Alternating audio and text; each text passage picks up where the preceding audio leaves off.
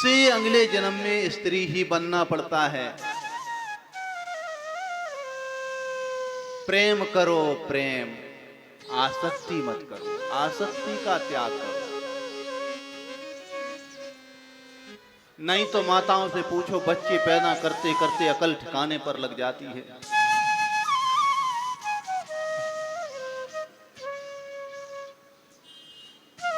सबसे ज्यादा परेशानी मां को होती है। बेचारी के शरीर से कैल्शियम नचुड़ता रहता है हमेशा। बच्चे पैदा होते हैं, दूध पीते हैं उसका और घर का काम संभालती है।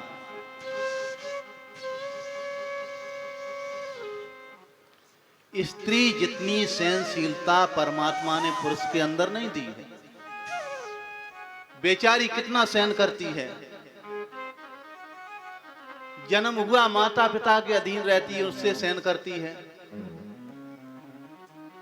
और उसके बाद भाई उसके भले ही छोटे हों उससे, उनका भी भय रहता है बेचारी को। कितनी सहन करने पड़ती है। छोटा भैया उसे डांटता है। शादी हो गई, पति के अधीन रहती है। यहां तक संतान भी उसे डांटती है। परमात्मा ने बहुत सहनशीलता दी है मेरी बंधनिया माताओं को, कि इतना सब सहन करती हैं। लेकिन पुरुष, तेरे अंदर दया न आई।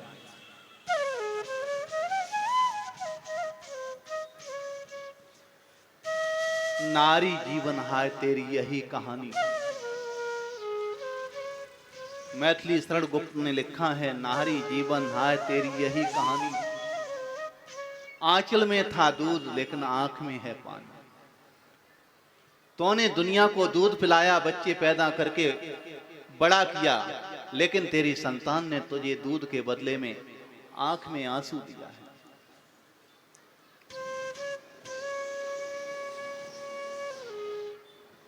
भरत जी के प्रसंग के द्वारा ये बताया है, आसक्ति परमात्मा में रखो।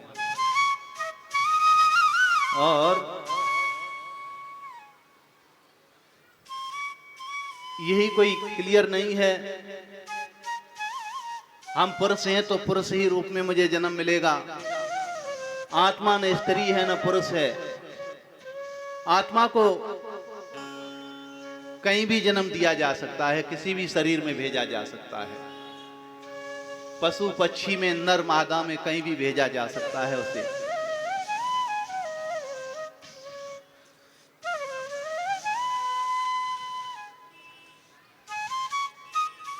अगर आत्मा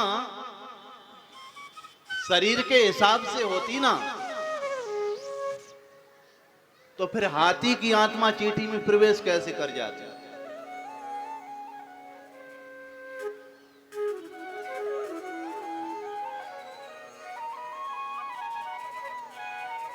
वो चींटी में प्रवेश कैसे कर जाते हैं?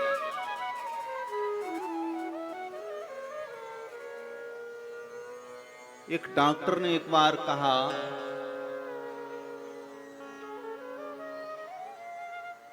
कि तुम कहते हो आत्मा परमात्मा है। कभी कभी डॉक्टर लोग बैठते हैं, चर्चा होती है। आप कहते हैं गुरुजी कि आत्मा ही परमात्मा है, तो हमने तो कई लोगों के पेट फाड़ दिए, बहुत ऑपरेशन किए, हमें कहीं दिखाई ही नहीं दी आत्मा। हम कैसे माने ये बात? तो आत्मा है शरीर में और वो परमात्मा है, हमें कहीं मिला ही नहीं, कई ऑपरेशन कर दिए। मैंने कहा, आदमी के अंदर काम होता है, हाँ। क्रोध होता है, हाँ। लोभ होता है, हाँ। इनमें से कोई भी चीज ऑपरेशन करते समय तुम्हें मिली? कहा कोई कुछ भी नहीं मिला। फिर इस तरीके से तो हम आपकी बात मान लेते हैं गुरुजी, ये कहा डॉक्टर। तो आत्मा दिखाई नहीं देती है, अगर दिखाई दे तो आकार वाली हो गई, और फिर जितना बड़ा जीव उतना बड़ा आकार। हाथी की आत्मा फिर चींटी में प्रवेश नहीं कर सकती है।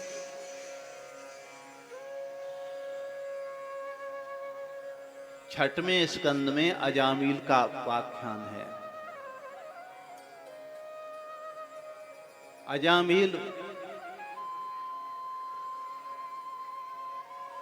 श्रेष्ठ ब्राह्मण का बालक था, अपने गुरु की सेवा करता था, बहुत अच्छा था बालक। ये कन्नौज में पैदा हुआ था।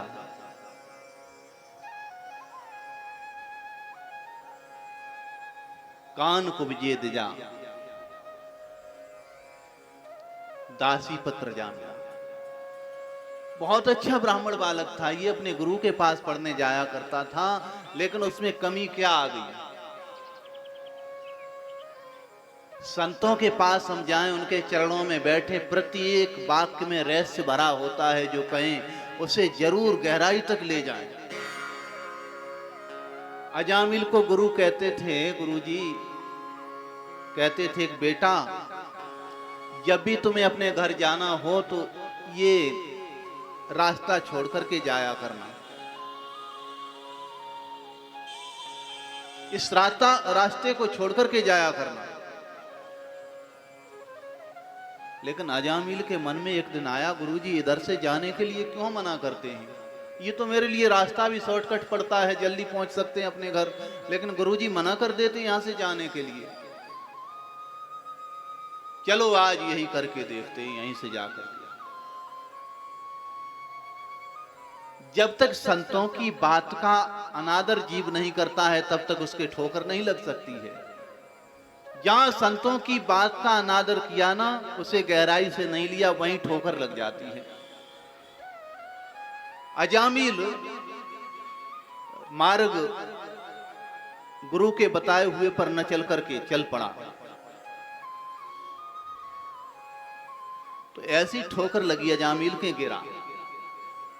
अच्छा ब्राह्मण था, श्रेष्ठ था, और कैसा पतन हुआ तुमको पता है? एक शूद्र एक वेश्या के साथ क्रीड़ा कर रहा था बगीचे में।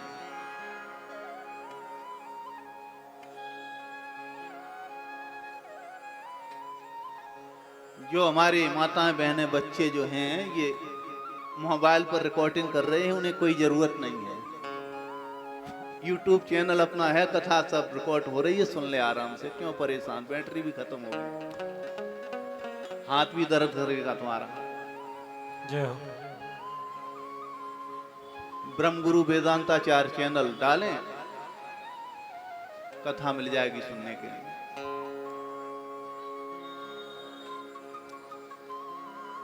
वेश्या में रत शूद्र उसको देखा, और उभरा हुआ नवीन शरीर वेश्या का देखा तो उसका मन ललचा गया। उधर आया था सत्संग करके, लेकिन कुसंग की तरफ मुख किया तो लगी ठोकर। अब वो उसी वेश्या को बातों में फंसा करके घर ले आया, पत्नी बना लिया उसे।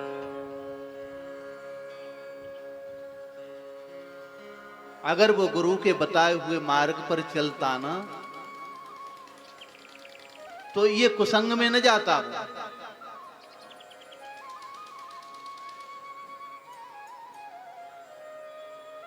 वेश्या के साथ रह रहा है। 9 पुत्र घर में थे पहली पत्नी से। 9 पुत्र का बाप होने के बाद एक वेश्या को घर में ले आया।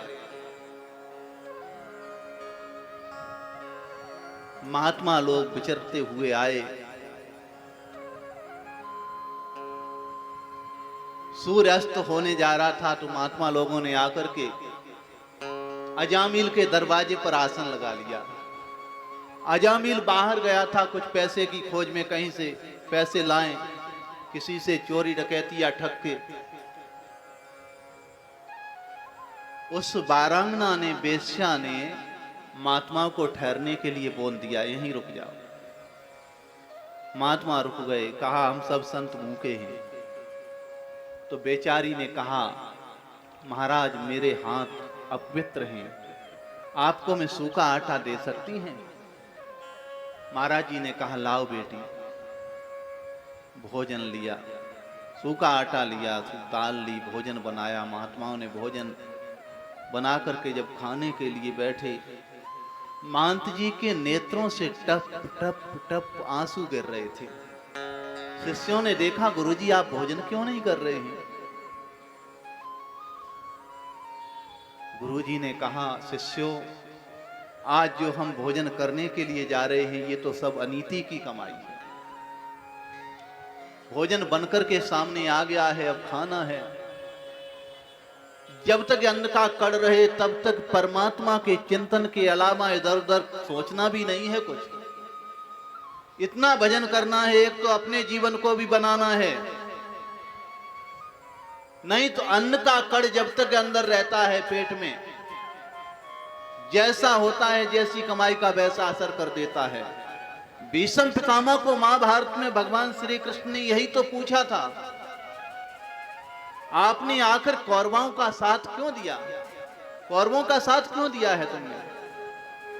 तब भीष्म पितामह ने भी यही उत्तर दिया कि हमने उसका अन्न खाया तो मेरी बुद्धि खराब हो गई, इसलिए मैं अधर्म को अपनी आंखों से देखता रहा, कुछ बोल न सका। अन्न को खाएं तो बहुत विचार करके खाएं। हमारे महापुरुषों में, संतों में वो सामर्थ्य होती है जो पचा सकते हैं।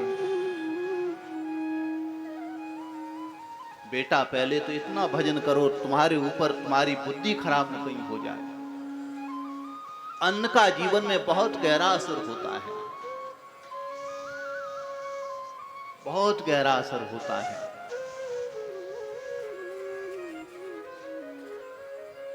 खूब भजन करो। भोजन पाया, अब बैठ गए, रात्रि भर अपना भजन किया उन्होंने। और गुरुजी ने कहा इसका भोजन पा लिया है तो इसे भी कुछ मिलना चाहिए। महात्मा को भोजन जो व्यक्ति कराते हैं ना, जब तक अन्न का कड़ महात्मा के पेट में रहता है उसके यहाँ के भोजन का, तब तक वो उसी के लिए भजन करता है। जो महात्मा को कपड़े देते हैं, कपड़े पहराते हैं, जब तक कपड़े का धागा भी रहता है शरीर पर तब तक उसके लिए एक माला रोजाना क्लियर रहना चाहिए। इसलिए सद्भाव के साथ संतों की सेवा करें, भोजन कराएं, उन्हें दक्षिणा दें।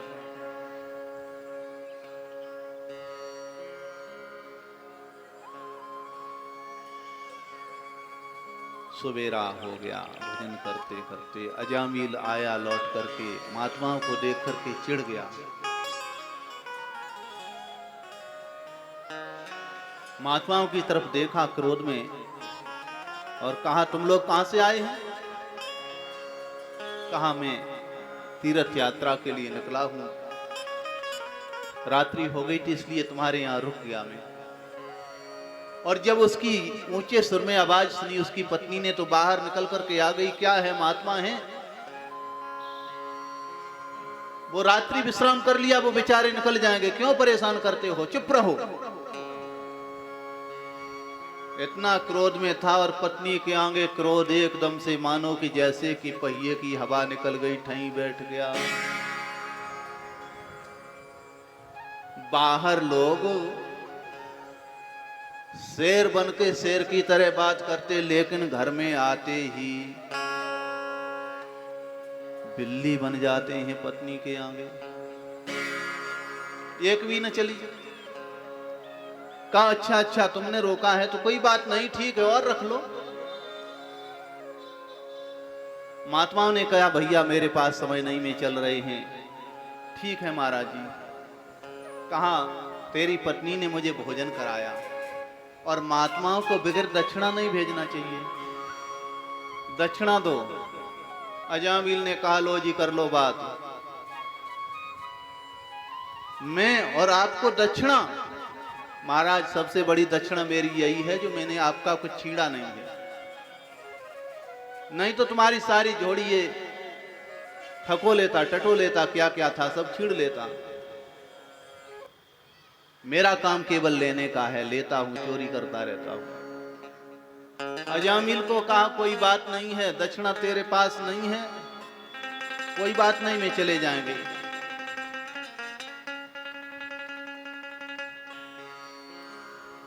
मैं तेरे से कोई रुपया पैसा नहीं चाहता हूं, अगर देना चाहे तो बस एक ही वचन दे दे मुझे। अजामिल ने कहा वचन तो मैं दे दूंगा तुमको, दो। फ्री की बात है ना। एक आदमी बाजार में गया, बरसात का समय था, छाता खरीदने के लिए।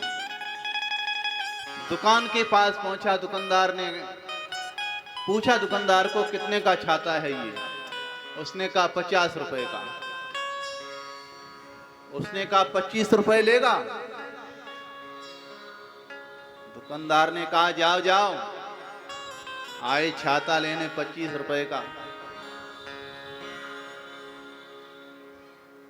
फिर दुकानदार को लगा चलो कोई बात नहीं, आया ग्राहक, चलो दे दो, एक बराबर में हो रहा है सौदा, बराबर का नहीं कुछ बच रहा है तो कोई बात नहीं। उसने कहा कोई बात नहीं है, सुबह का समय है, मेरी बोनी हो जाएगी, निकालो 25 रुपए। 25 रुपए का तेरा छाता में नहीं ले सकते हैं। 20 रुपए में देना हो तो बात कर। दुकानदार को भी लगा शायद इस पे 20 रुपए भी हैं कि नहीं। उसने कहा कोई बात नहीं, चल 20 निकालो। उसने कहा 20 रुपए का छाता ये मैं नहीं ले सकते, 10 रुपए में देना हो तो दे, नहीं तो चले दूसरी जगह। उसने कहा लगता है इस पे एक भी रुपया नहीं है। दुकानदार ने कहा कोई बात नहीं है, 10 रुपए निकालो। फिर वो आया, आकर के कहा 10 रुपए का ये छाता? रख ले अपने पास में, अच्छा देखेंगे दूसरी जगह से कोई। उसने कहा तो क्या हम फ्री दे दूं? ले जाओ, फ्री ले जाओ तुम। अच्छा फ्री दोगे तो हम एक की जगह दो ले जाएंगे, दो ले आओ। तो अजामिल को लाडले संतों ने कहा तू अपने जो 10वां बेटा होने वाला है तेरा, उसका नाम नारायण रख देना, यही मेरी दक्षिणा है। और संत महात्मा चले जाते हैं, 10वां बालक पैदा होता है। नामकरण की भी जरूरत नहीं पड़ी, बस नारायण नारायण, मेरे नारायण आ गए, मेरे नारायण आ गए, मेरे नारायण का प्राकट्य हुआ, मेरे नारायण का प्राकट्य हुआ। नारायण नारायण नारायण, आओ नारायण, देखो नारायण खिला रहा है, नारायण नारायण नारायण, बार बार नारायण का नाम निकलता है। 88 वर्ष की उम्र हो गई उसकी। यमदूत लेने आए।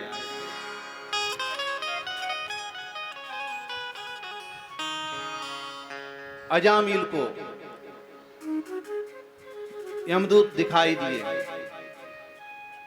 अपने पुत्र नारायण को पुकार रहा है, नारायण नारायण नारायण, मेरी रक्षा करो, मेरी रक्षा करो, मेरी रक्षा करो। बुलाया तो था अपने पुत्र को, भगवान के दूत आ गए। बोलो जय श्री कृष्ण। जय श्री। और झगड़ा करके अजामिल को बचा लिया, छीन लिया। अजामिल का अर्थ होता है अजमन, अजा कहते हैं माया को। जो माया में मिला हुआ जीव है उसका नाम है अजामिल। और अगर जीवन में संतों का पदार्पण हो जाए ना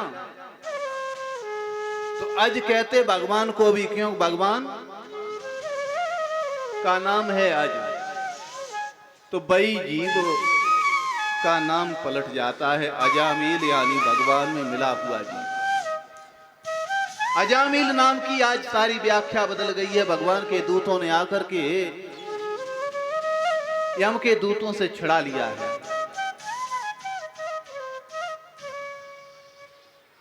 और भगवान के यहां पर उसे लेकर के पहुंचते हैं। 9 बालक यानी शरीर में 9 छिद्र होते हैं।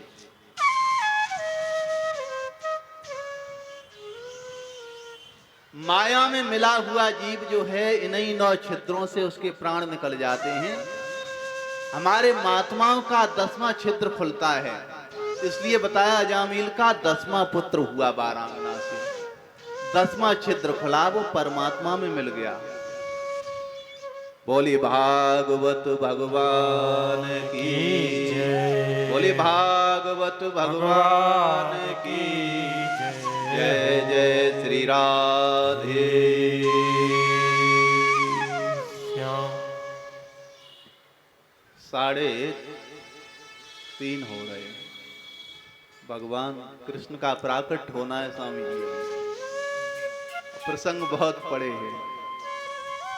आइए भगवान का सहारा लेकर के फिर उधर ही बढ़ेंगे।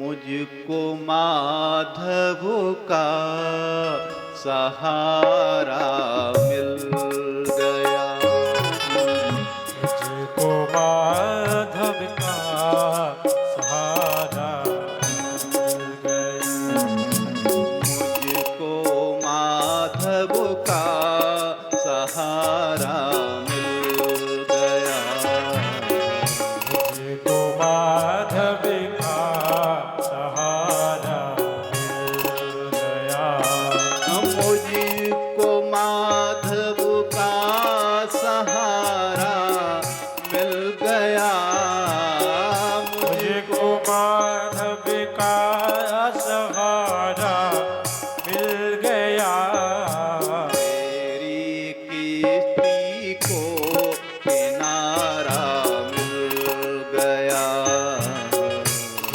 मेरी कश्ती को किनारा मिल गया, मुझको माधव का सहारा मिल गया।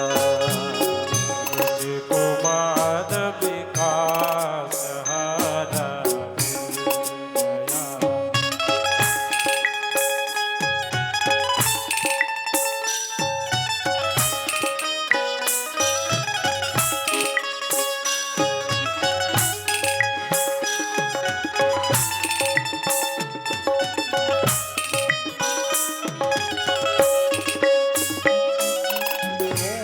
उड़ती थी मेरी नजरें जो नजर, उड़ती थी मेरी नजरों को नजर, उड़ती थी मेरी नजरें जो नजर, उड़ती थी मेरी नजरें जो नजर, प्यासी नजरों को नजारा मिल गया, प्यासी नजरों को नजारा मिल गया, मुझको माधव का सहारा मिल गया, मुझको माधव का सहारा मिल गया।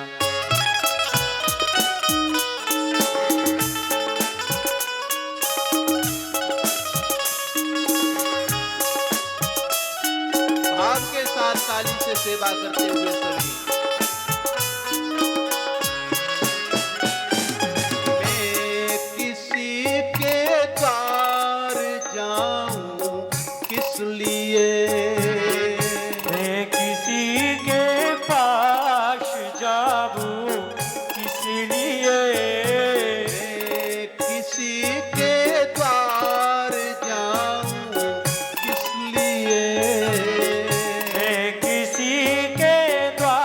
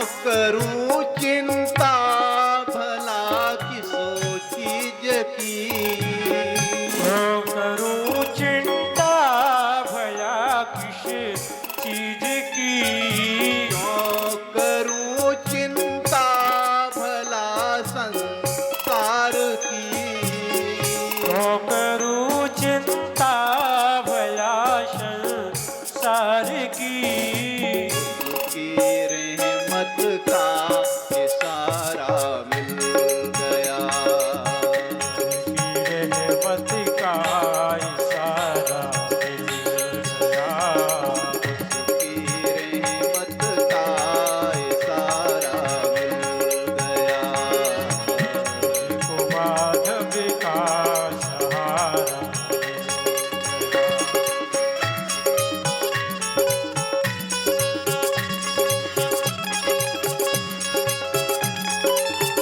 श्री राधे।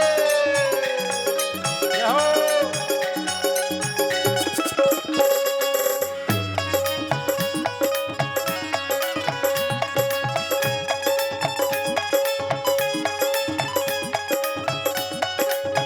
हरि बोल।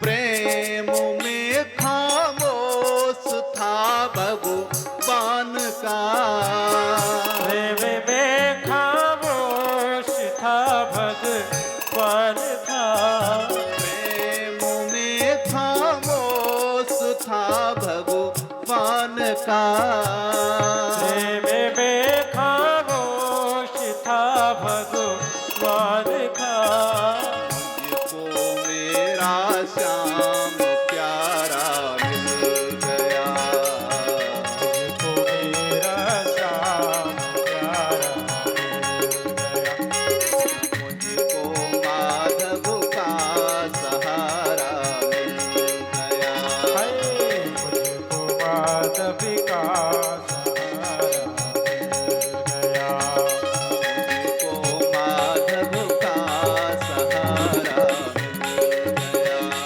मुझको माधव का सहारा मिल गया, मेरी दृष्टि को किनारा मिल गया, मेरी बीवी को किनारा मिल गया, मुझको माधव का सहारा मिल गया, मुझको माधव का सहारा मिल गया, मुझको माधव का सहारा मिल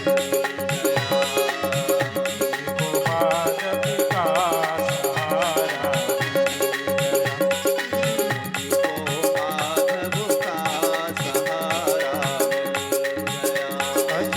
मुझको माधव का सहारा बोले भागवत भगवान की जय हो जय जय श्री राधे, श्याम जय जय श्री राधे।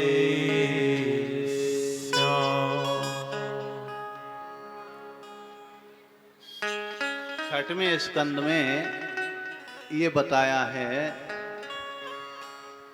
देवराज इंद्र को जब गुरु की कृपा से अपना इंद्रलोक दोबारा मिल गया तो बड़े आनंद के साथ नाच गाना उसके यहाँ चल रहा था। उस समय बृहस्पति जी का पदार्पण हुआ वहां। देवराज इंद्र के मन में विचार आया, अगर मैंने गुरु जी की तरफ देखा ना तो ये नाच गाना का जो आनंद आ रहा है, जो मजा आ रहा है, ये किरकिरा पड़ जाएगा, फीका पड़ जाएगा, इसलिए अनदेखा कर लिया। तो गुरुजी वहां से वापस हुए, वापस चले गए गुरुजी। गुरु के वापस जाते ही देवताओं के ऊपर दानवों ने पुनः हमला बोल दिया और उनके राज्य को छीन लिया। जो लोग ऐसा करते हैं, गुरु को देख करके अनदेखा करते हैं, उनका सारा राजपाट चला जाता है, वो लोग श्रीहीन हो जाते हैं। ये 6वें स्कंद में बताया है।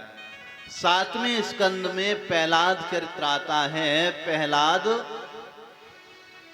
लाद धातु से बनता है और लाद का काम होता है गर्म को ठंडा करने का। हिरण्याकश इतना गर्म था, हमेशा आगी निकलती रहती थी उसकी आंखों से। तपस्या करने गया तो भी उसने ऐसा ही मांगा, मैं बलवान हो जाऊं, किसी से मरूं ना। बहुत कुछ वरदान प्राप्त करके आया। उसके घर में प्रहलाद जी आते हैं, क्योंकि कश्यप ऋषि ने दिति को वरदान दिया था। जब दिति परेशान हुई, रोई, कहा महाराज मेरे से गलती हो गई, जो मैंने आपसे संध्या के समय रति का दान लिया। आपने तो मुझे राक्षस संतान होने का श्राप दे दिया है। जब बात रोई तब ऋषि ने वरदान भी दिया था, जाओ तुम्हारा नाती ऐसा होगा जो भगवत भक्त होगा। इसलिए भगवान का भक्त प्रहलाद हिरण्याकुश के घर में पैदा होता है। हिरण्याकुश प्रहलाद को मारने के लिए क्या क्या नहीं किया। स्तंभ को लाल कराया, गर्म कराया और प्रहलाद को कहा इससे भेंटो। प्रहलाद लाद धातु से पैदा है, इसलिए स्तंभ वो ठंडा हो गया और उसी स्तंभ से भगवान का प्राकट हो जाता है। प्रहलाद चरित्र को सुनकर के जीवन में उतारना चाहिए। माता पिता ने बहुत सताया, पूरे खानदान ने सताया, लेकिन भगवान की भक्ति का रंग ऐसा चढ़ा, उतरा नहीं कभी। ऐसा रंग जीवन में चढ़े भक्ति का, परमात्मा उसी के लिए प्रकट होते हैं। परमात्मा को प्रकट करने के लिए हमें प्रहलाद बनना पड़ेगा, तब परमात्मा प्रकट होंगे। लोग कहते भगवान क्या हैं, क्या दर्शन देते हैं, भगवान हकीकत में है, हम तो नहीं मानते भगवान। अरे भैया तुम प्रहलाद बनोगे तो भगवान तुम्हारे लिए आएगा।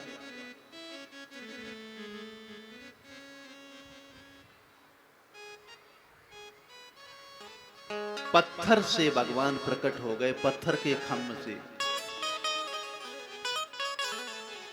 भक्ति इतनी जोरदार होना चाहिए। मंदिर में मूर्ति लगाएंगे, पत्थर बड़ा अच्छा है,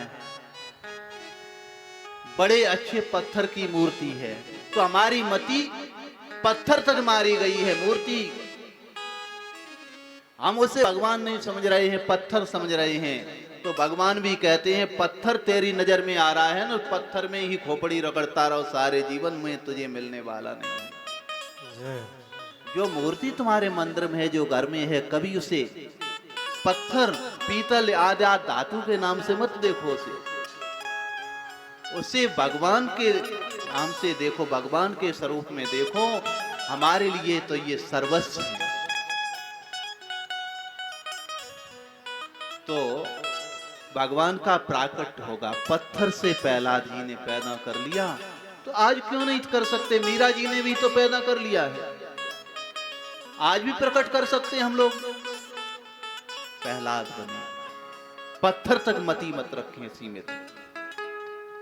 भगवान देखें अपना, तो भगवान प्रकट होंगे, उसी मूर्ति से प्रकट हो जाएंगे तुम्हारे यहां। नरसिंह बसे प्रत खम्मन में, ताड़न को प्रहलाद कहा। मुनि ताल मजीरा बजात फिरे, मीरा मत वाली सी चाह कहा। श्री राम कथा कितनों ने लिखी, तुलसी जैसी मर्याद कहा।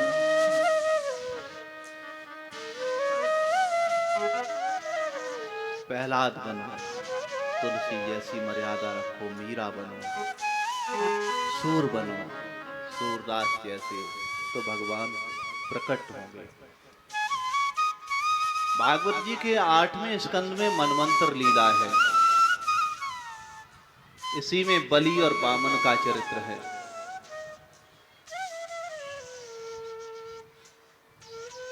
देखो मैं एक एक 2 मिनट में ये सारी कथाएं निकालते जा रहे हैं, आप लोग तो कथाएं सुनते रहते हैं,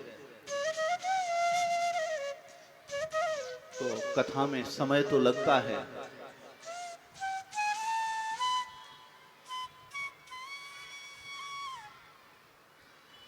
बोले भागवत भगवान की। जय हो। बलि के गुरु कौन हैं?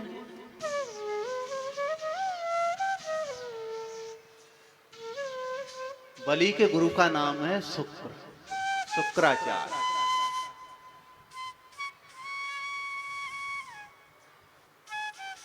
शुक्राचार्य उनके गुरु हैं। देवताओं पर विजय प्राप्त करने के लिए शुक्राचार्य के द्वारा नर्मदा नदी पर भृगु कच्छ जहां पड़ता है गुजरात में, वहां पर यज्ञ कराया। वहां पर यज्ञ हुआ। उस यज्ञ में भगवान बामन बन के आते हैं, बामन के रूप में उनके यहां चल करके आए हैं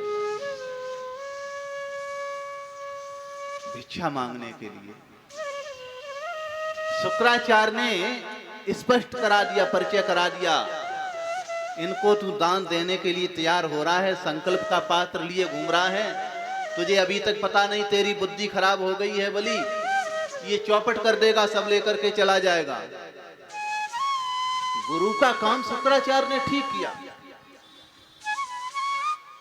गुरु का कर्तव्य यही बनता है, भगवान जब आ जाए तो सीधा परिचय करा देना चाहिए, ये भगवान है।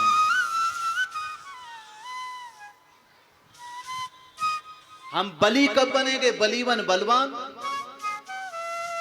बलवान पहलवान हम तभी बन सकते जब मेरा गुरु शुक्र होगा। शुक्र मन वीर पुष्टि। जब तक के ब्रह्मचर्य का पालन नहीं होगा, शुक्र को हम गुरु नहीं बनाएंगे तो भगवान कभी नहीं मिल सकते हैं।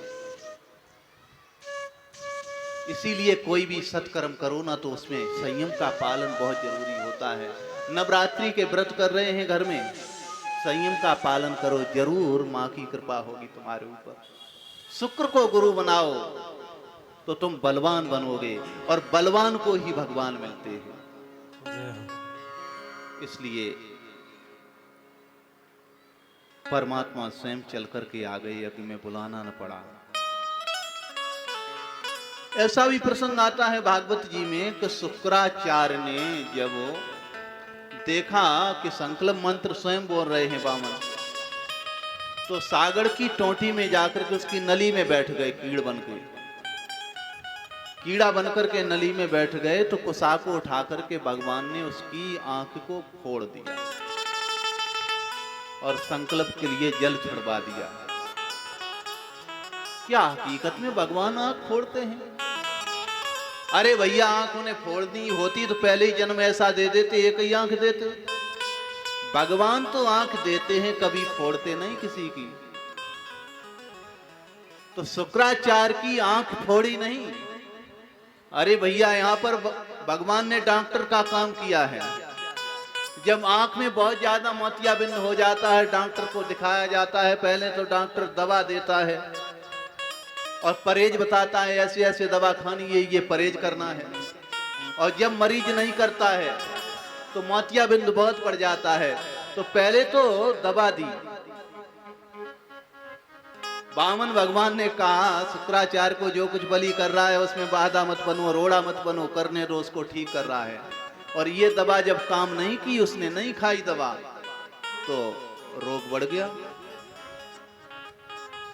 जिस प्रकार से पहले फोड़ा जब निकलता है तो डॉक्टर दवा देता है फोड़ा बैठालने की, और ठीक से तुमने लापरवाही कर दी, ठीक से दवा न लगाई फोड़े पर, तो फोड़ा बढ़ जाता है। फिर डॉक्टर के पास जाते, डॉक्टर बहुत दर्द हो रहा है, अब तो ये इतना बड़ा हो गया। डॉक्टर कहता है अब तो इसका ऑपरेशन करना पड़ेगा। तो शुक्राचार्य जी की आंख का ऑपरेशन भगवान ने किया है, मोतियाबिंद हो गया था आंख में। रामचरितमानस में भी तुलसीदास ने संकेत किया है, ज्ञान बैराग नैन और गारी। ये दोनों जो नेत्र क्या हैं? ज्ञान और बैराग हैं। तो शुक्राचार्य जी की आंखों में ज्ञान और वैराग्य, ज्ञान वाली आंख तो इतनी ठीक है, इतनी तेज है कि भगवान बामन बन के आए वो भी उनकी नजर से न बच पाए। भगवान को लगा ज्ञान वाली आंख तो बहुत तेज है, लेकिन वैराग वाली आंख में मोतियाबिंद हो गया है, थोड़ा सा इनका शिष्य हमें दे रहा है कुछ, तो उससे रोक रहे, इन्हें थोड़ा वैराग होना चाहिए। तो वैराग वाली आंखा में ऑपरेशन किए देते हैं। भगवान ने शुक्राचार्य की आंख नहीं फोड़ी है, उसका ऑपरेशन कर दिया, पुनः उसे दृष्टि दे दी है जीने की।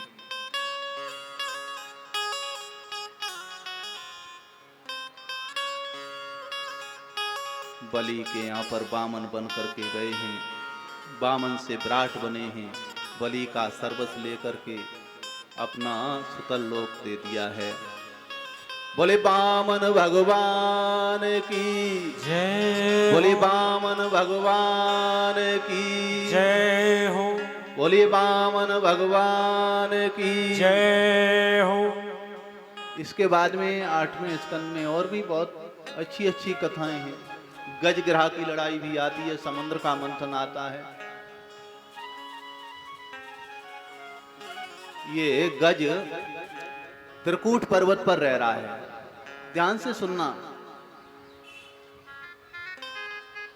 3 चोटी वाले पर्वत पर रहता है गज। इसकी हजारों पत्नियां हैं, हजारों बच्चे हैं, और सुंदर फुलवारी इधर उधर है तो गंध आती रहती है। एक जलाशय भी पास में है, उसी में मगन रहता है गज। जब इच्छा होती है उस पत्नी से वार्ता करता है, जब बगीचे में घूमने की इच्छा होती उधर जाता, पानी पीने की इच्छा होती है तो जलाशय में पानी पीता है, नहाने की इच्छा होती जलाशय में स्नान करता है।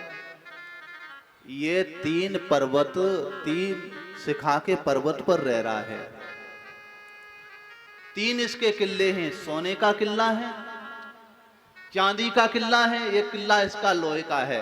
यानी सतोगुण, रजोगुण, तमोगुण 3 किले पर जीव रहता है। तीनों ये घटते बढ़ते रहते हैं। उस पर्वत का किला कभी कोई घट जाता था, कोई बड़ा होता था। हमारे अंदर भी यही होता है, कभी कभी रजोगुण हमारे अंदर बहुत बढ़ जाता है, तो हम सोचते हैं अच्छी गाड़ी होना चाहिए, अच्छा मकान होना चाहिए, लोगों की सेवा भी हो, इतना बढ़ जाता। कभी कभी तमोगुण इतना बढ़ जाता है, घर परिवार में झगड़ा छोड़, घर में परिवार में झगड़ा छेड़ देता है। और कभी कभी सतोगुण ऐसा बढ़ जाता है, नेत्र बंद करके बैठ जाता है वो, बस शांति से रहो, क्या करना है मुझे, 2 रोटी चाहिए।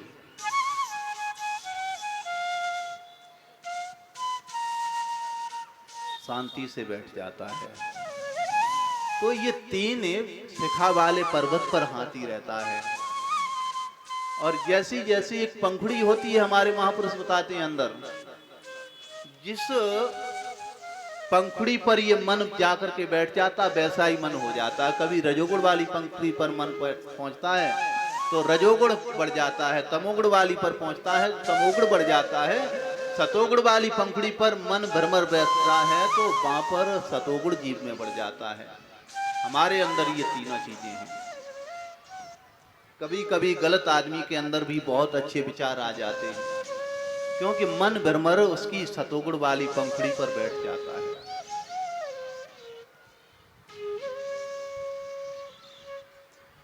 गर्मी का समय, पत्नियों ने कहा प्यास लग रही, पानी पिलाओ, स्नान कराओ। जलाशय में हाथी आया, पत्नियों ने कहा मुझे पहले तो पानी पिलाओ। हाथी ने पानी पिलाया, कहा अब मेरे ऊपर जल डालो, स्नान कराओ। हाथी को काम की उपमा दी गई है। काम वासना में डूबा हुआ आदमी स्त्री के लिए क्या न कर सकता। स्नान कराने लगा।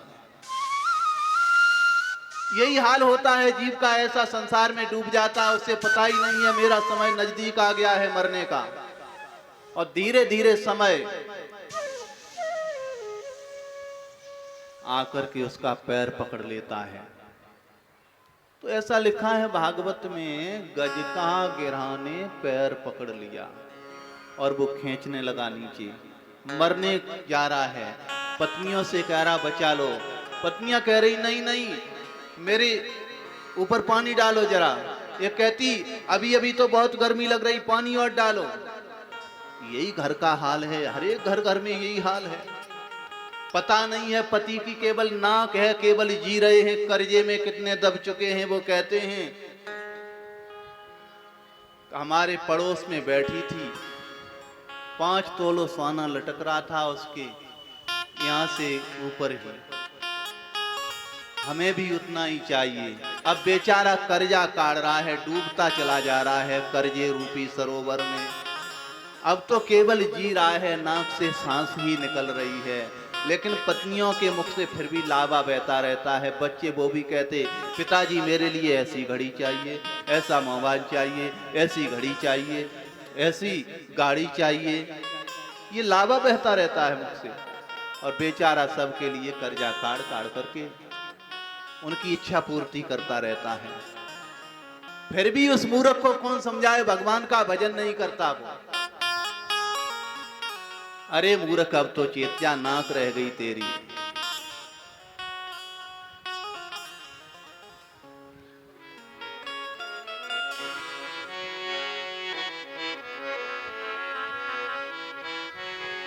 अब तो भजो हरे नाम को, क्या तो अब तो भजो हरे नाम, अब तो भजो हरे नाम को, तजो जगत से नेह, अपनों तो कोई नहीं, अपनी सभी न देह। अब तो भगवान को भज लो, इस अवस्था में आ गए। अपना कोई नहीं, ये शरीर भी अपना नहीं है जिसे में मेरा मेरा कहते हैं। आस पास योद्धा खड़े, आस पास योद्धा खड़े, सभी बजावें गाल, बीच महल से ले चला ऐसा काल करा।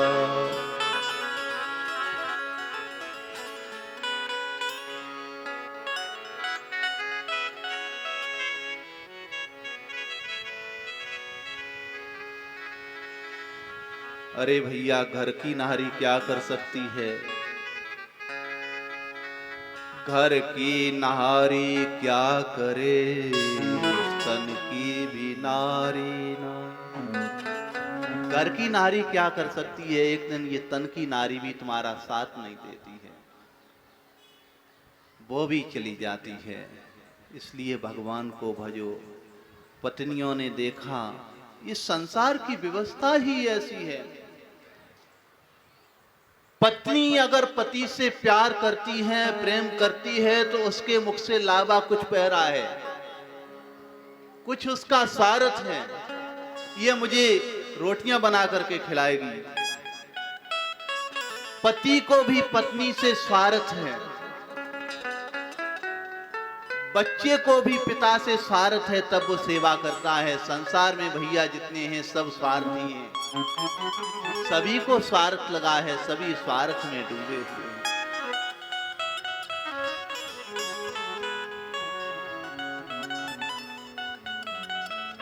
बुढ़ापे में यही होता है ना, जब वो गिरा पकड़ता है, पहले पग को पकड़ता है। सबसे पहले दर्द कहां शुरू होता है? पैरों के गंठों में दर्द होने लगता, वो सूज जाते हैं, तो मानो मुझे पकड़ लिया है पैरों से गिराने। फिर और खींच करके नीचे ले जाता है। घुटनों में दर्द होने लगा तो समझ लो हम सरोवर में घुटनों तक डूब चुके हैं। फिर और खींचता है, और अवस्था बढ़ती है, और बूढ़े होते हैं तो कमर झुक जाती है, तो कमर तक खींच ले गया वो, और खींचता बंद नहीं करता है। यहां तक आ जाता है, घर घर होती है, आवाज ठीक से नहीं निकलती है, सीना सब जकड़ जाता है कब से। यहां तक आ जाता है, कानों से सुनाई नहीं देगा, आंख से ठीक से दिखाई नहीं देगा। अब तो केवल नाक है जबरदस्ती हाथी जैसी सूंड, उसमें ऑक्सीजन लगाओ, ऑक्सीजन देने पड़ती है। ऐसी अवस्था में भी भगवान को बजा जाए। अगर एक बूढ़ा मर रहा था, बहुत बीमार था, और वो बार बार कुछ कहना चाहता था। बच्चों को लगा शायद पिताजी के पास कुछ धन कहीं छिपा रखा हो, कुछ कहना चाहते हो, तो इसलिए थोड़ा इलाज इनका कराया जाए। शायद कहीं 1,00,000 2 लाख रखे हो छिपा करके, इन्हें बता करके भले ही मर जाए। डॉक्टर को बुलाया गया, डॉक्टर ने इलाज किया। कहा भैया डॉक्टर साहब थोड़ी देर के लिए बोल जाएं, भले ही कुछ हो जाए बाद में, थोड़े बोलें। कहा अच्छा। डॉक्टर ने दवा दी, दवा ने काम किया, और जब बोलने की सामर्थ्य आई तो बूढ़ा यही बोला, मेरी तरफ क्या देख रहे हो, आंखें फाड़ करके ताक रहे हो मेरी तरफ, वो तुम्हें दिखाई नहीं देता, बछड़ा झाड़ू चबाए जा रहा है। बछड़ा झाड़ू करते करते मर गए। अंतिम समय में फालतू की चीजों में बूढ़ा फंस जाता है। घर परिवार वालों को भी चाहिए सत्संग से सुनाया जाए। अंतिम समय में परमात्मा को पुकारा,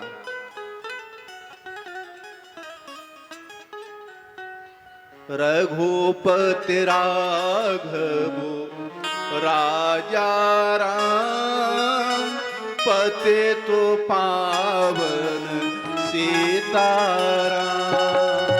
रघुपति राघव राजा राम,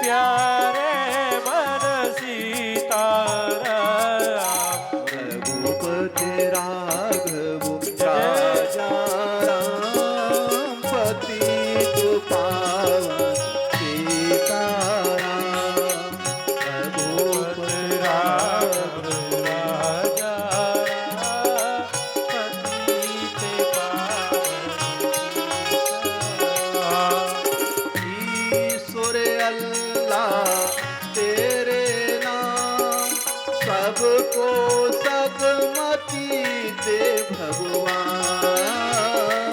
ईश्वर अल्लाह तेरो ही नाम, सबको सदमति दे भगवान। रघुपति राघव राजा राम, पतित पावन सीताराम।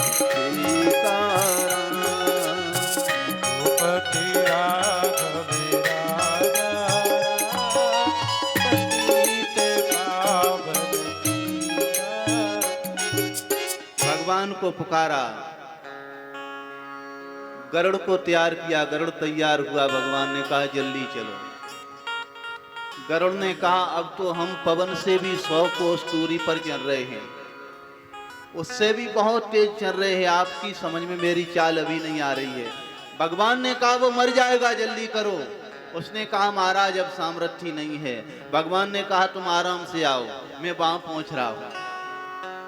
गरुड़ के घमंड को भी भगवान ने नष्ट कर दिया और आए हैं गज के पास में, और गज की रक्षा के लिए खड़े हैं भगवान। गज के मन में विचार आया मैं क्या करूं, भगवान की सेवा पूजा कैसे करूं, अब तो मेरे पास कुछ भी नहीं है। अंतिम समय में कुछ नहीं बचता है। जानते हो क्या हाल होता है जब बूढ़ा हो जाता है। अगर बूढ़ा कहे मैं मंदिर में जाऊंगा, कथा सुनने के लिए जाऊंगा, तो घर के बेटे और नाती उसी वाली जेब में पैसे डालेंगे। जब बूढ़ा कहेगा थोड़े पैसा चढ़ा देंगे मंदिर में, तो उसी वाली जेब में पैसे वो डालते हैं जिधर लकवे ने मार दिया हो। कि बूढ़ा जाएगा बिगर पैसे चढ़ाए वापस लौट आएगा। अब तो कुछ पास में न बचा, सूंड को ली, ऐसा किया भगवान की कृपा से ही एक फूल मिल गया। उस फूल को उठा करके भगवान के ऊपर चढ़ाता है। भगवान को फूल बहुत प्रिय है, क्योंकि भगवान धन से इतनी जल्दी राजी नहीं होते हैं। फूल को हम सुमन कहते हैं। परमात्मा किस पर रीझते हैं? सुमन पर। सुमन यानी सुंदर मन परमात्मा को चढ़ा दो, परमात्मा बहुत जल्दी राजी हो जाते हैं। जैसे ही सुमन चढ़ाया, परमात्मा राजी हो गए और परमात्मा ने देखा कि इसके पैर को गिरहा पकड़े हैं। चक्र छोड़ करके पहले गिरहा को मुक्त किया, बाद में गज को मुक्त करते हैं। बोलिए हरि भगवान की जय। भागवत जी का नामो स्कंद जो है ईश अनु कथा है। ईश अनु यानी